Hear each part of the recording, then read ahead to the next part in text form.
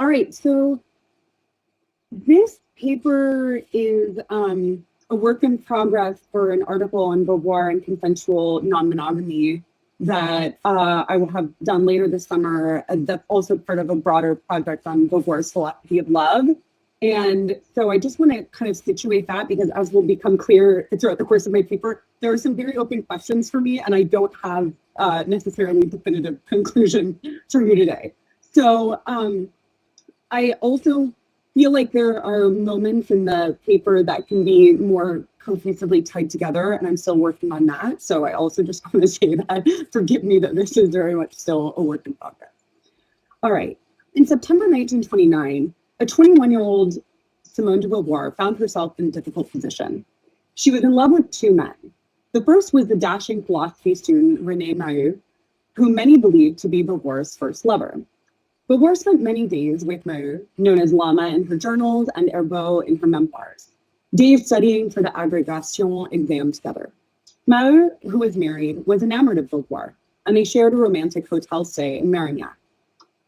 And then we have Maheu's close friend, Jean-Paul Sartre, a known womanizer who eagerly pursued Beauvoir after being wowed by her knack for the history of philosophy. And just before her romantic vacation with Lama, Sartre too visited Beauvoir in Marignac, where they spent long days reading in the woods and sharing tender words and caresses. In between Sartre and Lama's visits, Beauvoir reflected on her love for each of them in her diary. She writes, and this is quote 1 on the handout, "I will love each of them as if he were the only one. I will take from each all that he has for me, and I will give him all that I can give him. Who can reproach me for it?" In her 2019 biography, Becoming Beauvoir, Kate Kirkpatrick points out that this passage reveals something crucial about both Beauvoir's experiences of love and her philosophy of it. Namely, that Beauvoir concluded that it was possible to love multiple men at once before she and Sartre decided to have an open relationship. For decades, the dominant view among Beauvoir scholars had been that Sartre more or less convinced Beauvoir to be non-monogamous, and that she had accepted an open relationship because she loved him, even though she would have preferred monogamy and perhaps marriage.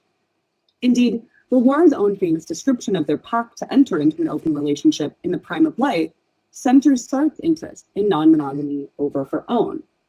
Saying nothing of her own existing interest in non-monogamy, Beauvoir writes that Sartre was not inclined to be monogamous by nature, being too interested as a young man in the tempting variety of women. It was he, she writes here, who made the case to her for an open relationship in saying that they have an essential love, but that it would be good for them additionally to have contingent love affairs. I'll say more about that in a second.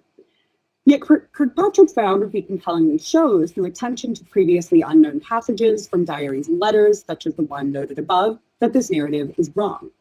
Beauvoir was interested in non-monogamy well before Sartre suggested it to her, and she already had the experience of loving multiple men at once.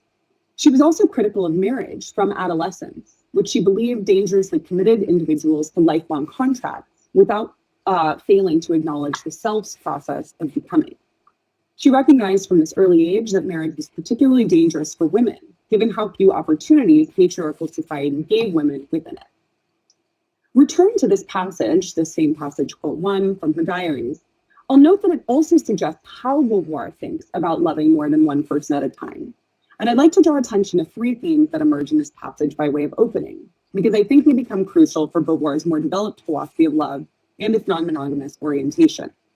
So first, she says, and this is the 1, 2, 3 list here on the first page of the handout, she says that she will love each one as if he were the only one. And I interpret this claim as a way of saying she'll resist the temptation to compare the two men, recognizing that each is unique. For Beauvoir, loving another person involves recognizing their singularity and avoiding the temptation to reduce them to a type or a set of qualities. Love for her is the experience that most saliently discloses the other as other. And this involves recognizing them as a unique freedom that cannot be fully known by the self. So here we see Beauvoir resisting comparing them by favoring the uniqueness of treating each as a singular one. Second, I see in this quote an emerging interest in recognizing not only the singularity of lovers, but also the singularity of loving relationships. Loving each man as if he were the only one does not only involve treating him as unique, but also treating each relationship as unique. 20 years later, in The Second Sex, Beauvoir writes that eroticism is hostile to society because it involves an engagement of singularity over and beyond social roles. That's something I just want to flag now, but I'll come back to that in the next section. The thrill of love for Beauvoir is really connected to the fact that it presents itself as outside the social sphere in a private domain shared by the partners. And I just want to note here as well that my attention to the singularity of lovers and relationships draws on my argument elsewhere that Beauvoir's philosophy of love, along with that of other phenomenologists, involves viewing love as an affective mode of valuing. And I think that there are two distinct but overlapping values that coexist in Beauvoir's account of love. The first is the value of the loved one, and the second is the value of the relationship. And then finally, the third theme I want to draw attention to in this quote is the emphasis on giving as central to loving. Beauvoir states that she will take from each all that they have to give and give to each all that she can give. And I think this might initially seem like a transactional approach to loving relationships, but I've argued elsewhere that Beauvoir's conception of generosity is far from a tit-for-tat exchange. And Deborah Berghoffen has really excellent work on this, as well as other scholars. Instead, Beauvoir's view of love involves a radical mutual generosity of self and other that exceeds calculation. And this is what Beauvoir calls reciprocity, which for her is a way of honoring the ambiguity, that is, the dual human condition of freedom and facticity, of both self and other. She considers reciprocal recognition to be the foundation of ethical human relationships, and she thinks that it is uniquely disclosed in loving relationships. So now, having gone over this, I want to say that Beauvoir's diary entry, of course, was not the prelude to a conscious pursuit of both Lama and Sartre. Although they did have romantic back-to-back visits with Beauvoir and Marignac around this time, Beauvoir was conscious of having to choose between them, since each would want her for himself. And the choice, of course, looks easy to us in retrospect. She found her intellectual match in Sartre, plus Lama was married. In a matter of months, she and Sartre had their well-known conversation defining the terms of their relationship. Sartre, and Beauvoir recounts this in The Prime of Life, this is quote 2 on the handout, says, "Between us, it is a matter of a necessary love. It is suitable that we also know contingent loves," end quote. And during this conversation, as most of you know, they agreed to a 2-year period of monogamy, after which point they would be non-monogamous. And with this pact, Sartre and Beauvoir entered into a long-term primary partnership or open relationship. So those familiar with polyamory may wonder at this point, especially given what followed, what's so interesting about Beauvoir's young diary entry describing loving 2 men? Although it shows that Beauvoir loved 2 people at once, it's unclear whether this has any interesting implications for theoretical approaches to polyamory. After all, her diary entry still depicts a standard heteronormative and not altogether radical point of view. She didn't go on to create a triad or a polycule with Sartre and Lama. And while she didn't end up marrying Sartre, they did go on to have a primary partnership for the rest of their lives, considering their love necessary and others contingent. And so their approach to non-monogamy is much closer to monogamous marriage than many forms of polyamory. But I want to explore in a kind of preliminary way here how it might intersect with broader critiques of non-monogamy and whether that puts Beauvoir in a place of being a theorist of polyamory avant la lettre, because the term is only coined in the 1990s. Okay, so one thing that I'm not doing as well, I should just say, is situating this within the very wide-ranging and live debates around the nature of polyamory that's happening in the philosophy of love right now. This is of major interest to me, but because we're limited on time and this is a paper about Beauvoir, I'm going to focus on first here, but I'm happy to talk about that in the Q&A if you have questions. Okay, so this is section 1, and the introduction was long relative to some of the sections, so I'm aware that I've already gone for about half my time here, so don't worry, we're still on track. But the first section is Beauvoir and eroticism in marriage, and I want to just briefly canvass some of her critiques of marriage. So she is skeptical of the expectation of monogamy throughout her writing on love, because in short, she associates monogamy with inauthentic love. And this is not just because many people swallow whole the norm of monogamy handed down to them by society, when instead they should freely negotiate what they'd like in a relationship, as she and Sartre did. Even though it's true that she prompted lovers to explicitly draw up norms for their relationship, she actually thinks that there is something more intrinsic to the nature of monogamy that involves a desire to possess the other's freedom and a failure to recognize the ways that selves change over time. So My interpretation of Beauvoir is that it's actually impossible for lovers to have an authentic, loving relationship that is permanently monogamous. At most, one might have the kind of temporary monogamy that they had at the beginning of their relationship, although questions kind of still open there about whether we can consider that authentic or not in her terms. But as with many theories of non-monogamy, she takes aim at monogamy, both because it fails to do justice to the nature of love and because it's so deeply tied to patriarchy that it's incompatible with the project of an equal love between men and women. So we have this ontological point about the nature of love, and then we also have the socio-historical point about the history of monogamy in relation to loving relationships. And so, historically speaking, of course, marriage was an economic institution much more than it was an institution for fostering romantic love. But this is actually not Beauvoir's main issue with marriage. She is even more critical of the bourgeois notion of the love match or the love marriage that emerges in the 19th century than she is of the previous norm by which marriage was a sheer matter of economic and family alliance. Because for her, the notion of a marriage that's based on love, this bourgeois love match ideal, misunderstands the very nature of love, especially erotic love. And so she contends that eroticism contains a principle hostile to society. This is a quote, I didn't number it, but it's at the top of the second page of the handout. And for her, eroticism affirms individuality over collectivity. And Eloise mentioned in answering Mariana's question that for Beauvoir, erotic love is really the site of reciprocal recognition. Actually, it might have been Mariana. It was one of you two. It was in that really interesting exchange. And I think that's crucial for Beauvoir, that there's something about recognizing the unique individuality of the other person as both subject and object, this ambiguity that Eloise was discussing, that comes out, especially in an erotic relationship, in a way that does not come out in social relationships between more than two people. And so eroticism draws lovers out of the world and into themselves and their unique relation. And part of its thrill comes from being in tension with society. Actually, this is something she talks about in Must We Burn Sod. Eroticism involves relating to another being in a way that's irreducible to characteristics or roles. It involves relating to another in their singularity. And so eroticism has a privileged position in Beauvoir's philosophy of singularity because it is the situation that most clearly discloses the other's freedom. For Beauvoir, marriage cannot accommodate singularity because there's always something secret about eroticism, but marriage is through and through a public institution that draws the couple into a relation of generality. And she talks about this especially in The Second Sex, where she says that in traditional marriage, a wife becomes a husband's servant, and there is no reciprocity at all in this relationship, as well as the fact that marriage inhibits women's eroticism.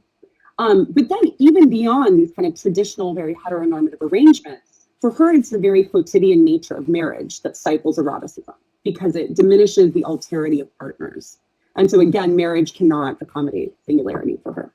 She argues that it would be a gain for married women if they were able to pursue extramarital affairs freely as men are, because so-called adultery would not be a problem if we were not held back by hypocrisy and prudishness. And that's also from The Second Sex.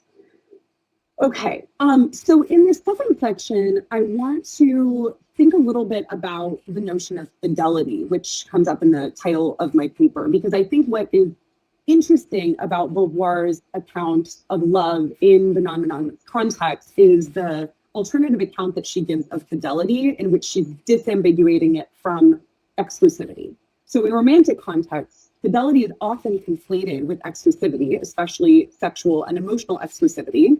And these are seen as expressions of, if not synonymous with, one's faithfulness to a partner. So to be faithful means not to stray, to see oneself as devoted to the other person, choosing them over all others.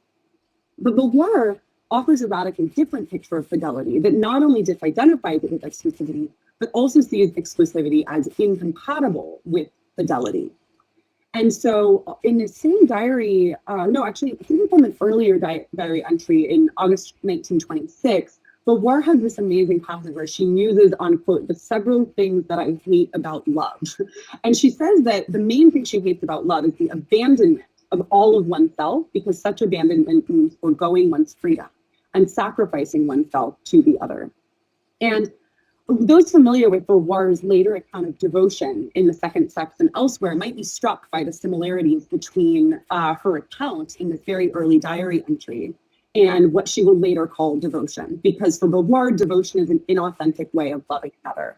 And so exclusivity is tied to devotion for her, and devotion involves a passionate self-sacrifice on behalf of the other, which paradoxically seeks to control them. I'm happy to say a little bit more about that as well if there are questions, because the notion of devotion that she articulates is really interesting, but one that I don't have too much time to go over here. It also comes out in the ethics of ambiguity. But so she really wants to ground fidelity instead on a fidelity to the human condition, a fidelity to ambiguity, right, which is the human condition for her. And that means a fidelity to both the situation and the freedom, or the facticity and transcendence of self and other. So here, her alternative account of fidelity requires first a fidelity to the other as situated transcendence. The other is a site of their own pursuits and aims. The other is a freedom. And so I have here quote 3 on the handout, where she says, "It will be necessary to have a never-ending faith in the value of the one whom you love, and know only with this faith, because he is different from oneself. One must love him in this very difference." And this is only possible for her when lovers are equal. Rather than losing oneself and the other through devotion, Beauvoir longs for love in which lovers walk side by side, as she puts it on the next page of the same entry. And the second feature of fidelity, and this also really comes out already in this early journal entry, but I think you can see elsewhere in the work, is faithfulness to oneself. So in addition to recognizing the other as a freedom, one must also recognize oneself as a freedom. And she states that lovers should part when staying together would require one party to, quote, be unfaithful to what one is. Faithfulness to oneself means being faithful to one's own situated transcendence or ambiguity. And I think actually this dual fidelity to self and other that we see in her early philosophy of love provides the basis for her later existential ethics in places like the ethics of ambiguity. And there she will add to this early formulation the idea that fidelity is not just a matter of freedom, but again, a matter of recognizing ambiguity. So she'll articulate, I think, a little bit more explicitly the situated or factical side of this rather than just the transcendent or free side of this.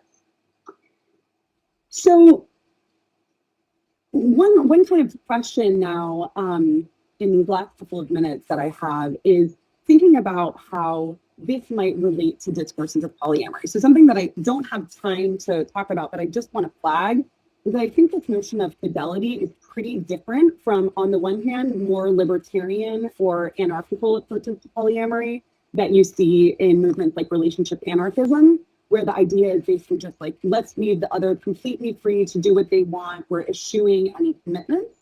And I also think that her view is pretty different on the other side from another dominant norm in polyamorous communities, which is known as polyfidelity, this idea that you can be sexually and or romantically exclusive with more than one person, but with a group of people. So I think Beauvoir is doing something pretty interesting with fidelity here, but I'm still kind of figuring out where that goes. And I want to close, and I'm just going to take another minute or two here, but I'll try and go quickly through this. Whether Beauvoir's philosophy of love sets open relationships above other forms of non-monogamy, or whether it just so happened to be the case that she as a philosopher of love was in an open relationship, right? And so I think the starting point in answering this question is exploring the status of necessary and contingent love, which I call the necessary contingent distinction. So recall that Beauvoir described in her memoir, The Prime of Life, that Sartre called their love necessary, but said that they should be free to have contingent attachments. This language is likely to rub theorists of polyamory the wrong way. And you see many folks who are invested in a wide variety of polyamorous forms, because it is very hierarchical and it involves a view of non-monogamy as centered around a primary relationship, right? And it also arguably involves treating the necessary lover as an end in themselves and contingent lovers as a means, encouraging using others in the way that Bianca Lamblin, for instance, if we start in Beauvoir, is using her. So if the necessary contingent distinction is crucial to Beauvoir's philosophy of love, then at most she gives us a conception of non-monogamy, but not a conception of polyamory in the genuine sense, more just a conception of hierarchical open relationships. But I'm still working through finding how often this language, which she attributes to Sartre, shows up in her own writings on love, both fictional and non-fictional, and doesn't actually seem to show up much in her non-fictional work on love. If Beauvoir's philosophy of love requires the necessary contingent distinction, then I think she still has some interesting things to say about the philosophy of love, especially from a non-monogamous perspective. But if it's really just a handy way that Sartre described their relationship, and Beauvoir's own philosophy is much more open to polyamory in a genuine sense, in a non-hierarchical way, then I think she could be even more interesting for contemporary theorists of love than if she's committed to this non-monogamous open relationship perspective. So the next phase of my project is going back over her many writings on love, which are often passing references in a wide variety of places, and seeing which alternative I think is better supported by these writings. Thank you.